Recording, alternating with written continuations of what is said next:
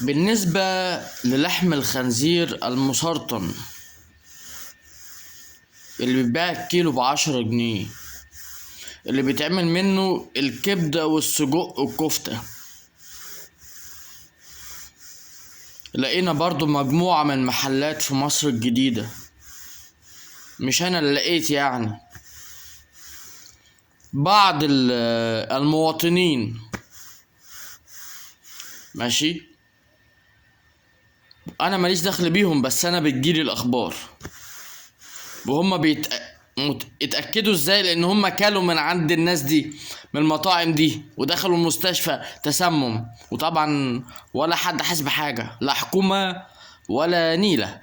تمام. مصر الجديدة، ميدان أباظة، مطاعم ميدان أباظة، كبدة وسجق وكفتة، لحم خنزير مسرطن، الكيلو اللحمة ب10 جنيه، السندوتش الواحد بيتباع ب8 جنيه، ماشي، 500 سندوتش للكيلو.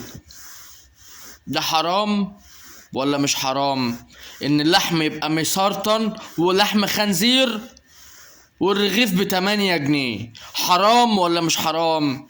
يعني لما تكونوا جايبين لحمة فاسدة وكمان مغلينها، ده ايه الفجر ده؟ نفسي اعرف انا ايه الفجر ده. لا، ويبقى صاحب المطعم شيخ ودقنه طويلة، الله اكبر، يعني ده على حسب اللي اتوصف لي. فله.